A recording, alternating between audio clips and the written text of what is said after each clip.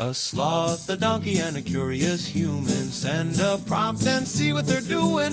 One hits record with a question on his mind. Two brothers pick it up, see what they find. Corn takes his time, Herman's got the facts. Back and forth, they never hold back. My weird prompts, come on in, that's where we begin. My weird prompts, glad you're here.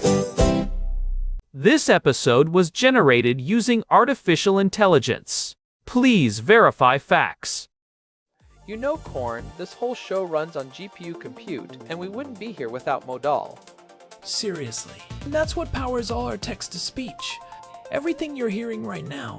They're an AI infrastructure platform. Developers use them to run GPU workloads in the cloud with zero infrastructure headaches. If you're building anything with AI, check them out. Modal.com. You know, Herman, most people think of the stock market as the center of the financial universe, but the real heavy lifting, the actual plumbing of the global economy, happens in the foreign exchange market. We are talking about $7.5 trillion in daily turnover.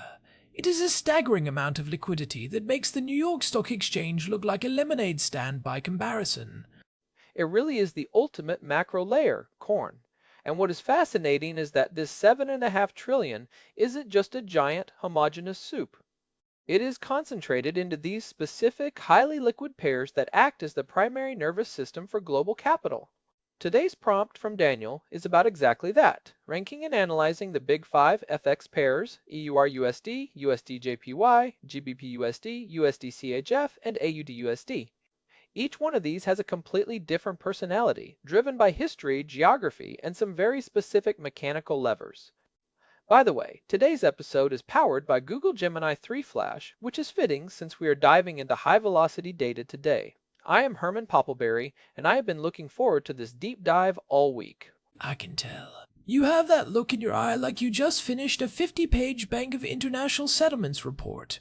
But before we get into the weeds, let's establish why liquidity matters so much here. When we say these are the most liquid pairs, we aren't just saying they're popular.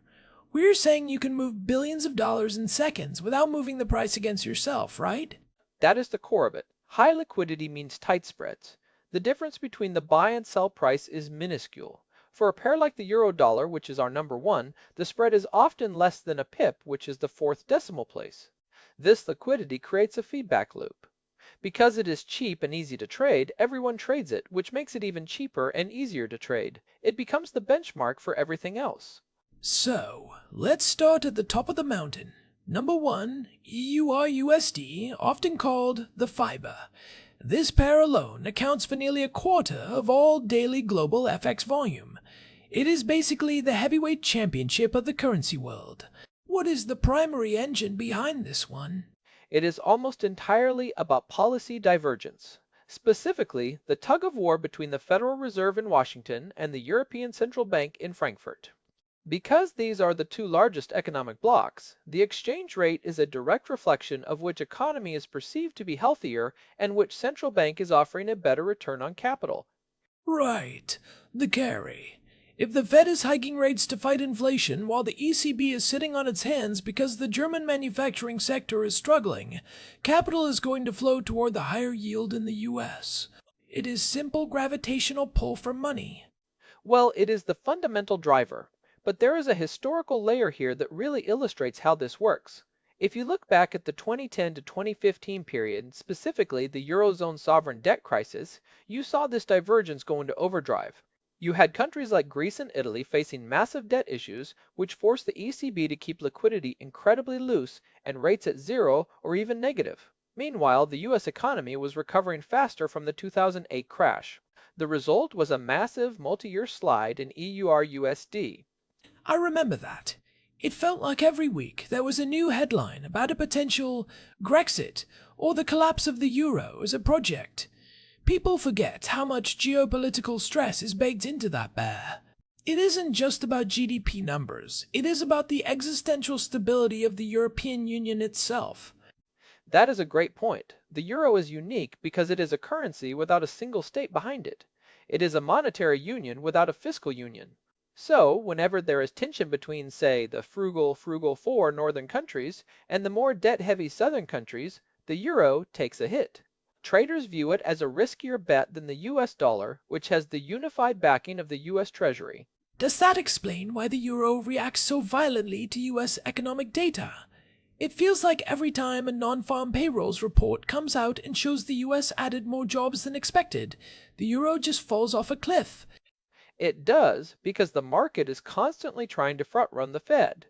If US data is strong, the market assumes the Fed will keep rates higher for longer. That increases the yield on US Treasuries. If you are a pension fund in Paris or a sovereign wealth fund in Abu Dhabi and you see US yields rising while European yields are stagnant, you sell your euros, buy dollars, and park them in treasuries.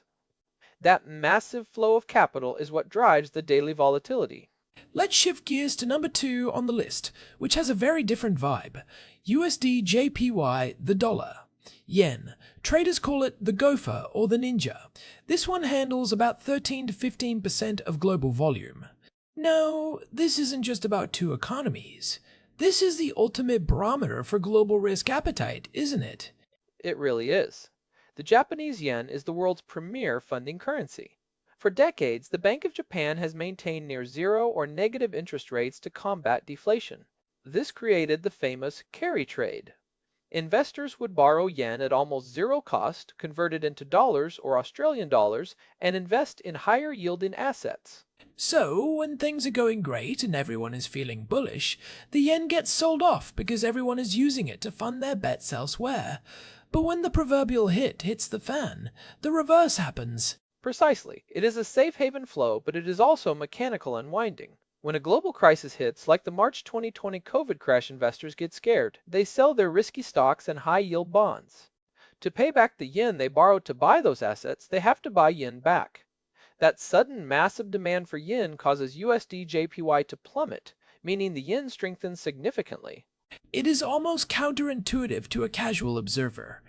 You see a global disaster happening, and you'd think every currency would be falling against the dollar, but the yen often screams higher. I remember the 2011 Tohoku earthquake and tsunami. You had this horrific domestic disaster in Japan, and yet the yen actually strengthened. That was a fascinating moment of market psychology. The logic was that Japanese insurance companies and corporations would need to repatriate their overseas holdings, selling foreign assets and buying yen to pay for the reconstruction and insurance claims. The market front ran that idea so hard that the yen surged, eventually forcing the G7 nations to intervene in the markets to stabilize it. It shows that the yen doesn't always move on good news. For Japan, it moves on the flow of capital back to the home base. And we have seen the Bank of Japan get very aggressive lately with their yield curve control policy.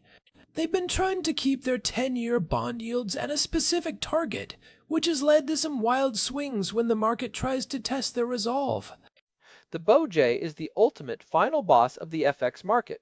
They will step in and directly buy or sell billions of dollars to move the rate if they feel the yen is becoming too weak or too strong. For a trader, USD JPY is basically a bet on global stability and the patience of Japanese central bankers. Okay, let's move to number 3. This one has the best nickname, Cable. We are talking about GBP USD, the British pound versus the US dollar. It is called cable because of the actual telegraph cables laid across the Atlantic in the mid-19th century to sync up the exchanges in London and New York. I love that bit of history.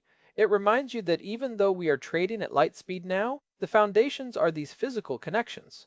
GBP USD makes up about 9 to 11% of daily volume.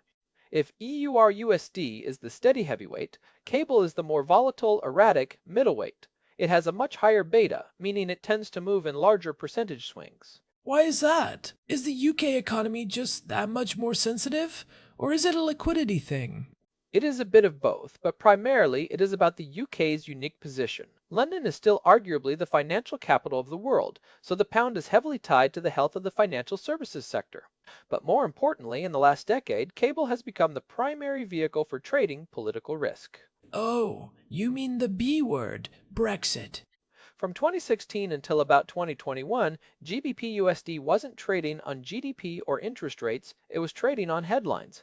Every time a negotiator walked out of a room in Brussels looking grumpy, the pound would drop 200 pips. It became a pure proxy for the UK's future relationship with its largest trading partner.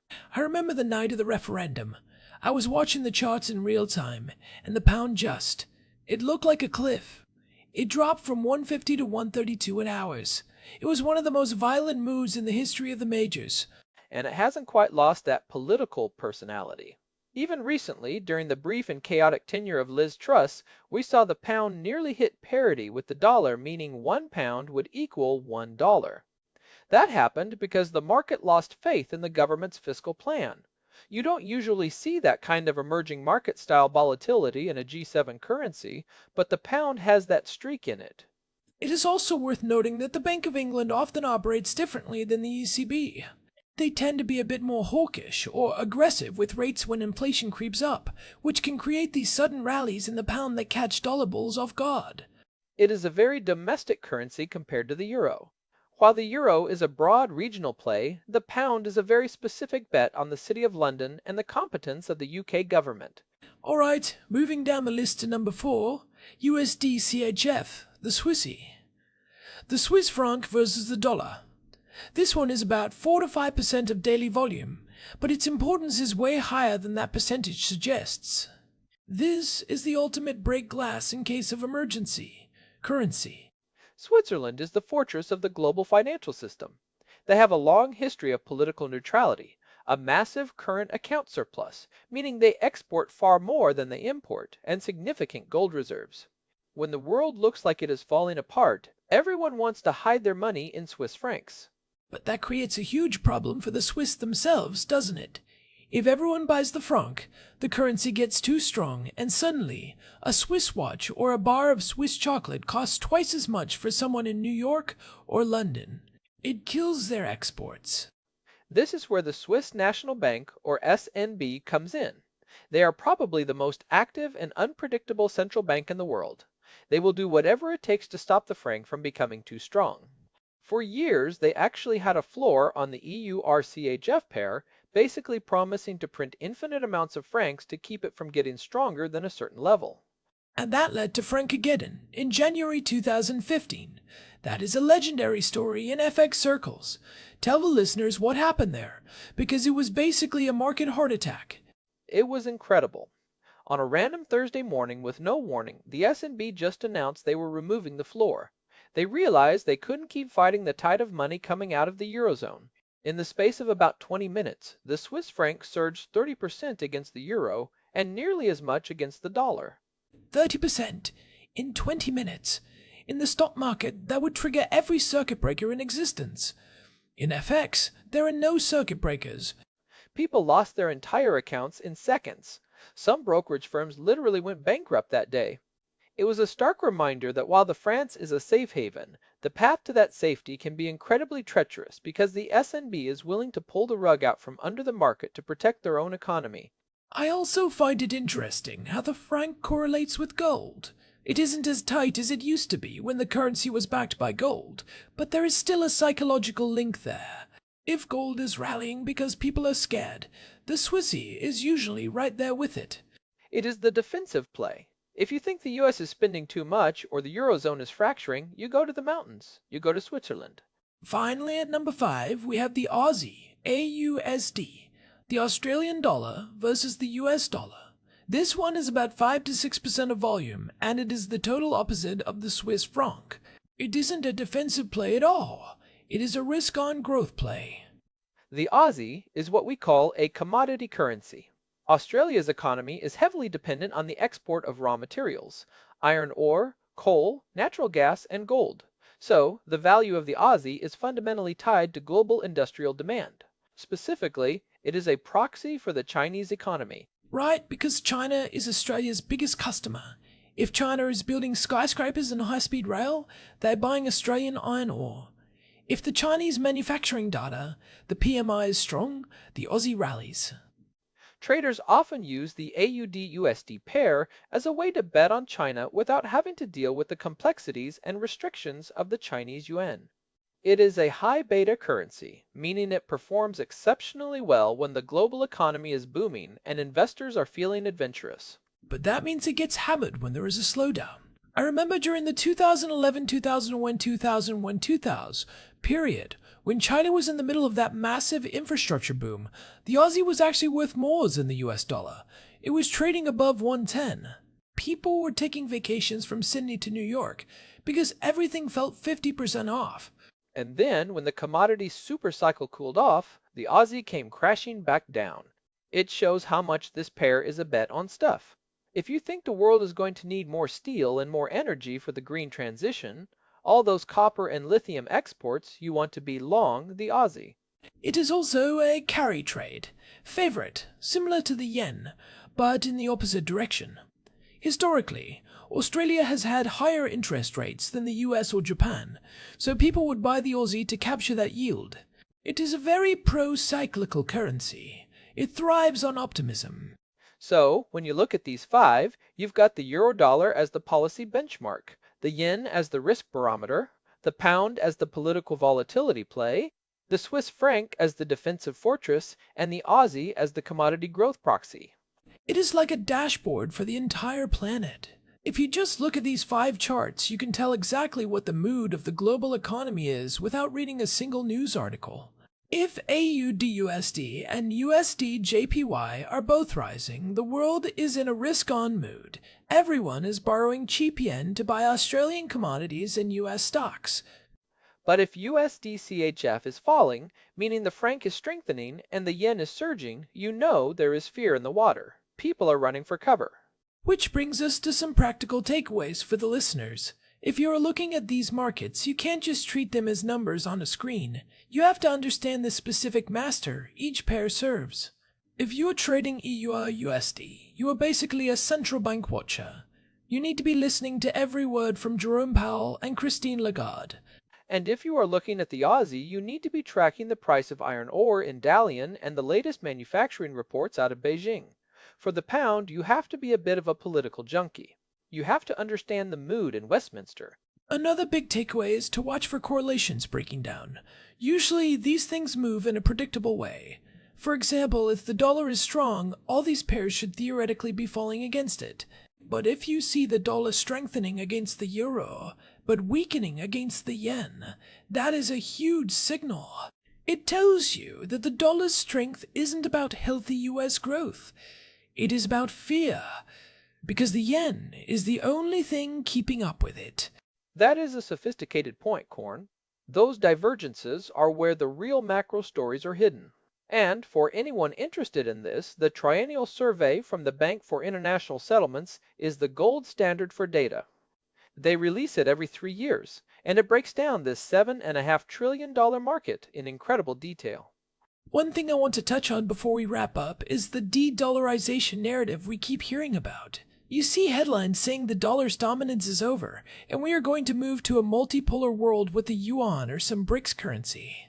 But when you look at the liquidity of these top 5 pairs, all of which involve the dollar, except for some cross rates, it doesn't look like the dollar is going anywhere, does it? The data doesn't support the collapse narrative at all. The US dollar is still on one side of nearly 90% of all FX transactions. Liquidity is a very sticky thing. You can't just decide to trade a different currency if there isn't a deep, liquid pool of buyers and sellers on the other side. The infrastructure of the global financial system, the clearinghouses, the central bank reserves, the trade invoicing is all built on the dollar. It is a massive moat. Even if people want to use something else, they can't do it at scale without causing massive price swings.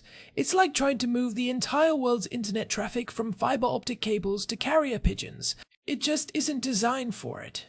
Now, we might see structural noise from things like central bank digital currencies, CBDCs, over the next decade. If the Eurozone and the US launch digital versions of their currencies, it could change how these pairs are settled and how fast they move. But the underlying economic drivers, interest rates, trade, and risk won't change. It'll just be the same old game, just played with faster computers. Which, honestly, is already happening. Most of this volume is high-frequency algorithms fighting each other in data centers in New Jersey and London. It's a fascinating world. Daniel's prompt really highlights how these 5 pairs are the foundation of everything else. If you understand them, the rest of the financial world starts to make a lot more sense. Well, I think we have covered the big 5 pretty thoroughly. Just remember, if you see the Swiss franc moving 30% in the morning, don't panic. Just realize you're witnessing history, and hopefully, you aren't on the wrong side of it. Solid advice. We should probably mention that if you want to dig deeper into the commodity side of things, specifically how oil prices play into this, our episode on why Mexico spends billions on oil insurance. Episode 1426 is a great companion piece to the Aussie discussion. Good call. Alright, let's wrap this up. Thanks as always to our producer Hilbert Flumingtop for keeping the gears turning behind the scenes. And a big thanks to Modal for providing the GPU credits that power the AI side of this show. We couldn't do these deep dives without that infrastructure. This has been My Weird Prompts. If you are finding these deep dives useful, leave us a review on Apple Podcasts or Spotify. It actually makes a huge difference in helping other curious people find the show. You can also find us at myweirdprompts.com for the full archive and all our social links. We will leave you with one final thought. In a world of increasing geopolitical fragmentation, keep an eye on these pairs. They are the first place the truth shows up. Until next time. See ya. See ya. This episode was produced using Google Gemini 3 Flash. Text-to-speech by Chatterbox. Thanks for listening to our show, My Weird